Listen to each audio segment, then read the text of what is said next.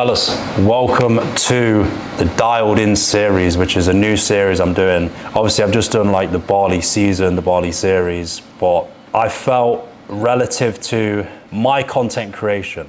With content creation as a whole, it's easy to look at what other people are doing and get lured into that. Because you do, to an extent, have to compare yourself because you need to kind of jump on trends because you have to go with what the algorithm's pushing, which I hate because that's not me at all. But I felt like, what is my purpose as a guy, as a coach, is to help guys become the best versions of themselves. And fixating my videos around Bali does not check that box. So this series is going to be called Dialed In, and it's going to be all about helping guys, as I've just said, become the best versions of themselves. Last week I put out a new 6-week program on my business Instagram coaching page. If you're not already following, go follow it. It's jackev_online, and it's called The Reset. Now, I'm not plugging that, I'm simply acknowledging the fact that I feel like at this stage of the year, a lot of us guys start to slack. And this is why I feel at this time of the year, coming out with this series Dialed In is bang on, because it's regaining focus to make sure that we stay true to our word and finish the year as we said we would, because like I said, we start to slack around this time of the year. So on that note, I am resetting myself with a new body composition goal, which aligns with what I started the year with anyway, because I plan to diet myself down. And the new goal now is to take body weight up. So over the next 6 months, I'm going to be driving body weight up 20 pounds in the hope that I accumulate about 5 to 7 pounds of new muscle tissue. Obviously, you've just seen the physique check. I'm relatively happy with where I'm at. I would say in terms of contentness, I'm like a 7.5 out of 10. Of course, us ambitious guys, we're always going to pick ourselves apart. So there is still a little bit of work to do. I want to bring up the traps. I want to bring up the upper chest, the biceps, the forearms, the obliques, the calves. Everything else I'm happy with. I certainly don't want more lats because they're big enough. Abdominal development is okay. Can improve a little bit, but nothing crazy. Triceps definitely don't need more size. So that's the goal. More so a refinement phase for me. I'm at the stage now where I don't want to get too big, and I do believe that I can be too big. I used to think you can't when I was in that deluded bodybuilding era of my life. But for me now, it's a case of refining what I have, just layering in a little bit of muscle in the right places to elevate my look, as opposed to, like I said, getting too big, because I feel if you do get too big, you actually look shit in clothes. And I'm big on not only being muscular, but also being stylish and being able to dress well with that muscle, because it's all well and good being big, but if you can't dress well, it doesn't fucking matter. So the goal, over the next 6 months, 20 pounds of body weight to go on. In terms of the split I'm going to be using, it's a push, pull, legs. Well, the leg session's divided into 2, hams and calves, quads and calves, and then an arm session with some additional trap work as well. Biceps are being hit at the start of the pull workout and both of the leg workouts. So I'm pounding arms still in this split because I still obviously want to bring them up relative to what I just said. So that's where we're at, fellas. I've got my man Bishwa behind the camera, so he's going to be helping me out with these videos just so they're a little bit cleaner, a little bit more dialed in terms of professionalism. So yeah, looking forward to getting after it. I am resting today, so we're gonna hit up some interesting shit for you to see. So I will catch you very soon.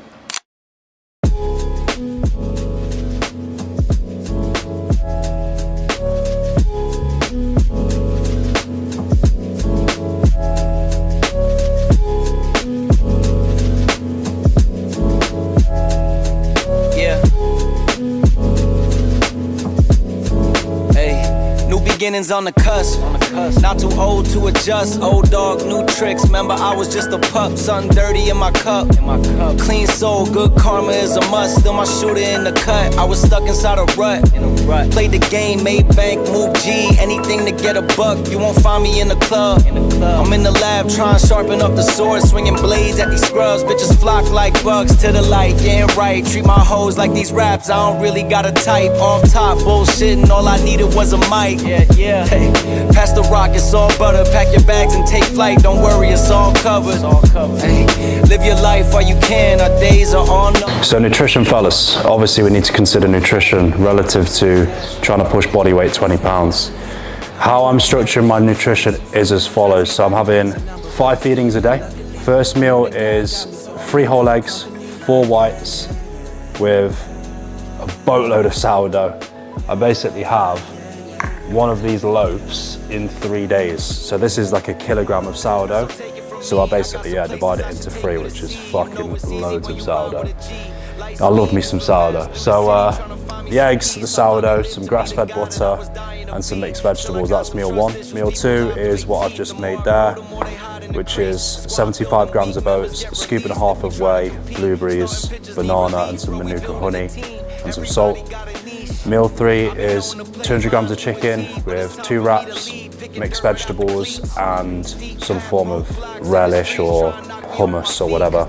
Meal 4 again is the oat-based meal, literally the same if it's a training day with bananas, if it's a rest day with no bananas. And then for meal 5 is a steak-based meal with some vegetables and coconut oil. On a training day, my calories are 4,200, and then on a rest day, calories are 3,500.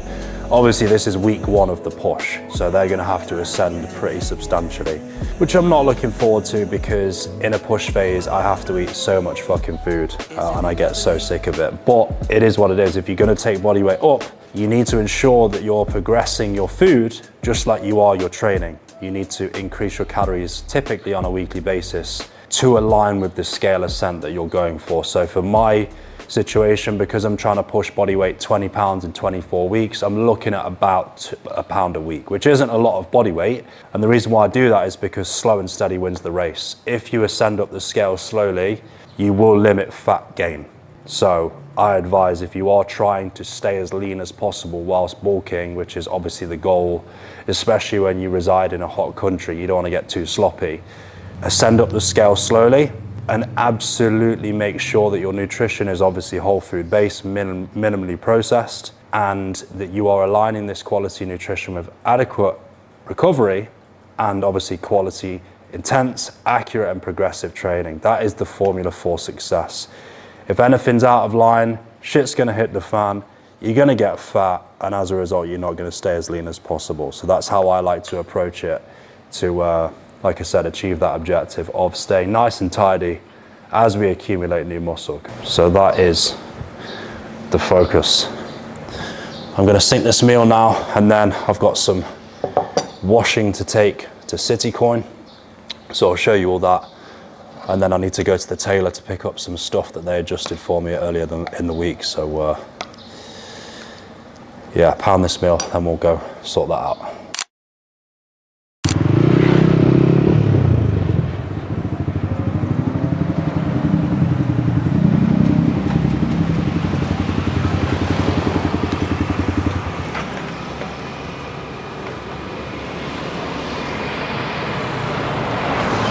Damn, it's a little bit too warm for jeans, I think. Anyway, I'm at CitCoin, which is basically where I get my washing done. Procedure is as follows: pop your washing in a bag, bring it here. I then pay 75k for the express option, which is basically a 3-hour turnaround. 75k for those in the UK is about £3.50, which I think is pretty good. So I bring it here, drop it off, they do it in 3 hours, and then I arrange a grab driver to collect it from here to then bring it back to me at the villa. And to hire the grab driver, that's about 12k, which is about 50p. So all in all, it's about £4. And I do this probably like 6 times a month, so.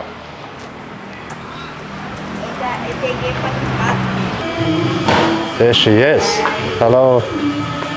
You okay? Yeah, hello.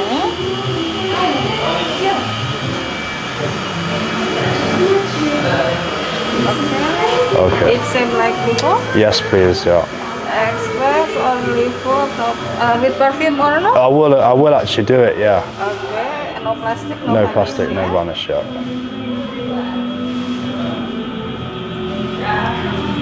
This is my favorite lady.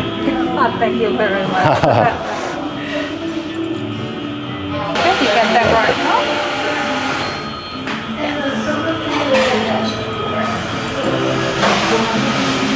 Okay. Yeah. Thank you very much. Right, so we're gonna now go to the tailor, pick up some bits. I think I did like 3 t-shirts. I always tailor my clothes because I think fit is everything. Like, I'm not a big designer guy. I feel like if you have a decent rig and you get the clothes adjusted to fit your rig, that's when shit starts to pop. And you don't need to spend loads on designer clothes because, especially during this age range, if you are sort of late 20s, early 30s, you want to be investing as much of your money into you. So for me, the designer clothes game is a little bit of a matrix kind of system. I'm not opposed to it. Like, I do have some designer bits, but I don't go too crazy with it because, like I said, I feel like build the rig, tailor the clothes, that looks better than most designer clothes anyway, because I feel like a lot of designer clothes have that level of tackiness associated with them because of typically the people that wear them. So just my opinion. Some people might think I'm a bit of a cunt for saying that, but yeah. So yeah, we're gonna fly to the tailor now, show you what the crack is. So yeah, let's go get it. Yeah. You know it's automatic. Yeah. Tell Trev leak the hard drive. I'm ever caught in traffic. Don't let a label milk my name. Just give my mom the cash. It's a new era, same pro, and I want all the static. I've been killing since some tours were static. Yeah. Even before we end up. So this is the tailor shop I come to. I basically bring t-shirts. So like this one, the neck is too big.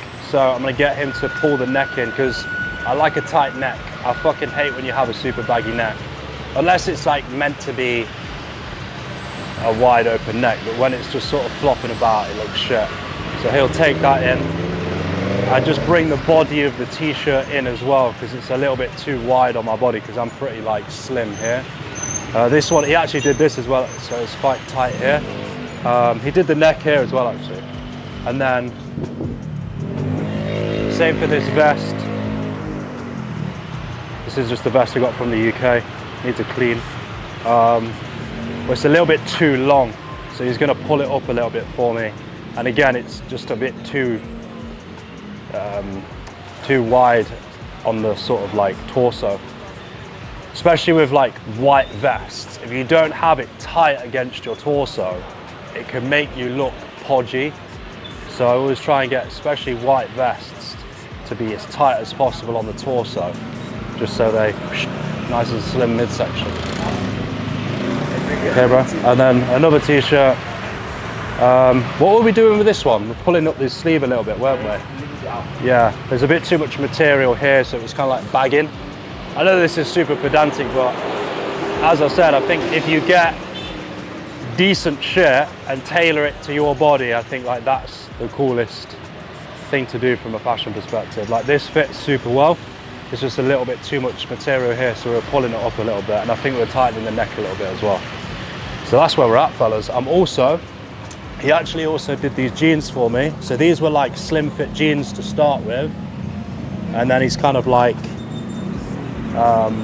flared them a little bit at the bottom, pulled them in at the knee, and then I've got another pair of jeans that he's going to do as well that I'm going to have him distress. So like these jeans, I got, these are actually from Zara, and they were like a wide fit jean, but I've got him to flare them. So you can see they flare out at the bottom, come in at the knee, and then I'm going to get him to distress them like this. And then we're trying to find the paint to distress them as well, just to sort of give them some character. So yeah, that's where we're at. That to me is what fashion's all about, particularly in Bali. I feel like fashion in Bali is more of a distressed jobby as opposed to clean cut, staple, capsule like it would be in London or the UK. So I tend to go for like distressed shit, which I think is cool personally. You might think otherwise, but yeah. So yeah, he's cracking on with it now. He needed more time, so we'll come back tomorrow and pick him up.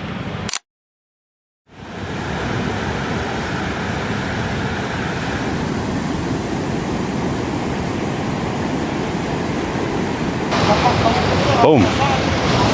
So here we are at the oyster dealer. This is my main oyster plug. I come here a lot, as you may have seen if you do watch my other videos. So let's go. I got some chicks as well, which is always a nice surprise. For those of you that don't know, because I've kind of gone into the whole training nutrition shit earlier on in the video, my background is in health optimization, body composition optimization. Prior to coming to Bali, I was working on Harley Street via a combination of in-person on Harley Street and then online. And our business model was health optimization, body composition optimization, trying to get guys healthy, trying to get guys in shape.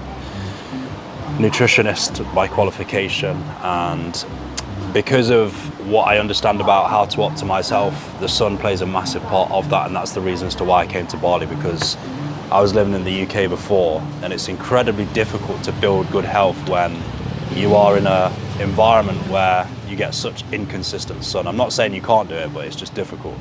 So because I have the ability to travel and work, I thought I'd come to Bali for a period of time. For how long, I don't exactly know, but yeah, it's checking many boxes for me in my life as to just sort of where I'm at. But yeah, oysters.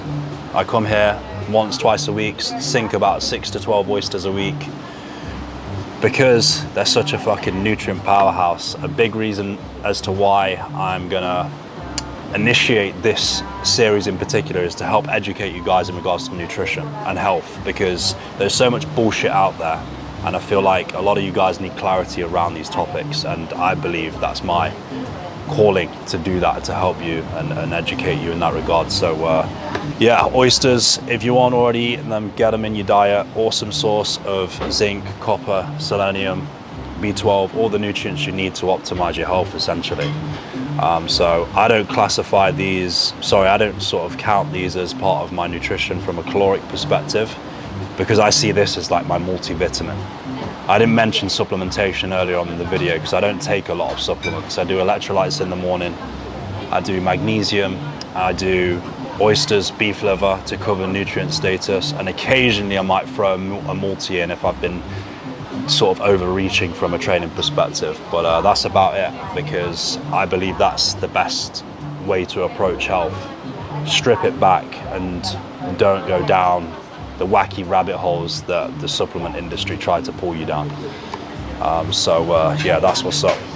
I'm gonna pound these oysters now. It's 5:30. The sunset's here in Bali at about 6:30. So I'm gonna go catch a sunset, box a little bit of work beforehand. I've got some client check-ins to tidy up, and I've got some client calls to do when I get back. So that's what's up, fellas. Hope you enjoyed the video. Over the next few videos, I'll probably get deeper into the topics I've kind of touched on in this one. So stay tuned, follow along. I will catch you very soon.